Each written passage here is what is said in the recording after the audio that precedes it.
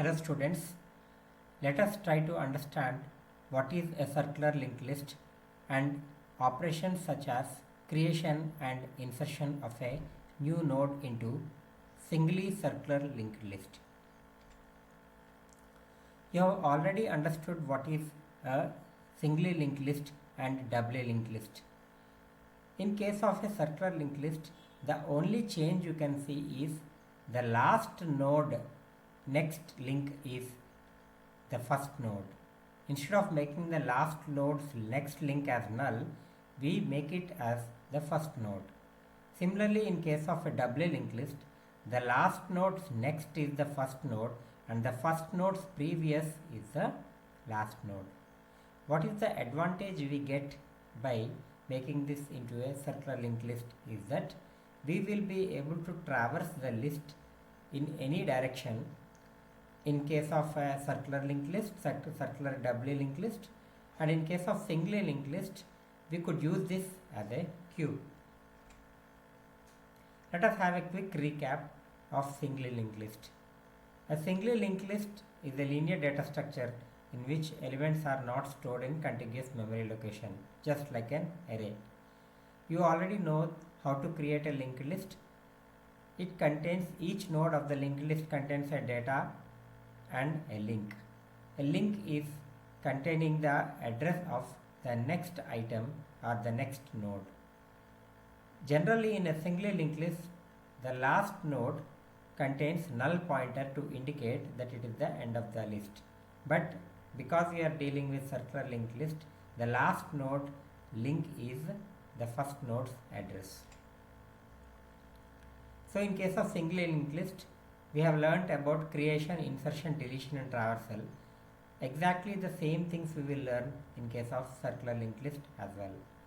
This is how the structure of the node is defined in circular linked list also, and this is how the node will look. There is a data part and there is a address part which stores the address of the next node. Let us look at the creation of a singly linked list. Initially, the singly linked list, be it circular or a normal linked list, is null. That is, there is a head node and a tail addressed node. Both of them are referencing to null, which means to say that there is not a single node existing. Both these pointers called head and tail are equal to null. This is same with circular list also. Now let us look at how to create the first node in the circular linked list. So here we are assuming n equal to 1. So as usual, use the malloc function to create the memory for the first node. So we take a temporary pointer variable called cur, and cur means current node. We are using the malloc function to allocate the memory to the current node. Then we are reading the data into that current node using the scanf. Now, if head equals to null, then, so this is the case in fact, because we are creating the first node, head would be null and tail also would be null obviously. So we could compare as head equal to null or tail equal to null, both are one and the same. So what would we do in case the head equal to null? So whichever the node we created will be called as both head and tail, because that is the only node existing. It is the head and it is the tail. So as you can see in this diagram, this particular node, starting the address of this node is 2020 and the value in that is 10, and this is it's the name of the node is cur. Now what I am doing, I am saying head equal to tail equal to cur, which means both the head and tail pointer are referencing to this address called 2020. The next step is, I am saying that tail's link is equal to head. The head node and tail node is one and the same, and I am storing its own address in its link. So what happens by that? Instead of storing as null, I am storing its own address. So the node is a self-referencing node. So this is the case in when we are creating the first node. What other cases are there? In case already the node exists, that is head is not equal to null, we can do the insertion in two ways, that is inserting the cur as the first node, which is the same as inserting the cur as the last node. Why is it so? Because whenever we are inserting, the insertion happens only between the head and tail node only. So it is up to you if you want to consider that new node as the node before the head or the node after the tail. And one more point to note is that there is no null pointer in the circular linked list after at least one node is existing. Only when there is no node existing we say head and tail equal to null. After that, nowhere in the program we are going to use the word called null. Next, let us try to insert some additional nodes.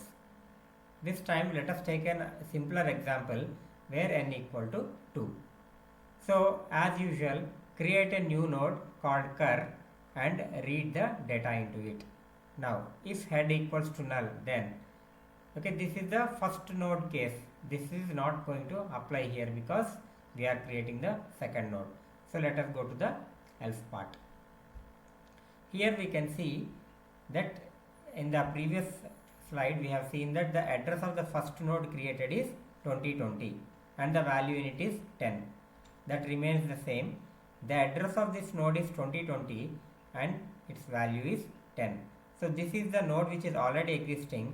So this is the new node that is created. So I am naming it as cur here. So what is the address of this new node cur? 2030 and the value stored in it is 20. So this is the new node that has been created. Now what I am saying? I am saying cur's link equal to head. So I am, because neglect this part, currently this is the head, this is the tail. So current nodes next or current nodes link is made as head, that is store the address 2020 into the current node. Then make tail link equal to cur, that is store the address of this current node into the tail link, that is store this 2030 here. Now we have two cases after this. What are the two cases? Either make the current node as the new head or either make the current node as the new tail. That is, are we pushing the head one step backward or are we pushing the tail one step forward? So both are possible actually. So we are taking it as case 1 and case 2. That is, the third statement in the else would be either head equal to cur or tail equal to cur. If I say head equal to cur, cur becomes the first node. If I say tail equal to cur, cur becomes the last node. So can you clearly observe what I did? I made the head as the cur. That is, previously head was pointing to this 10, data 10. Now head is referring to 20. Right? So head has been pushed one step backward. Exactly same thing you can see in this, wherein head and tail were previously pointing to this node with data 10. Now what I did, the current node I made it as tail. Right? So as if it is that current node is the last node in the circular list and its next is pointing to head. So carefully observe, this is the first node that we created, this is the current node that we created. So there are two cases where this could be the head or this could be the tail.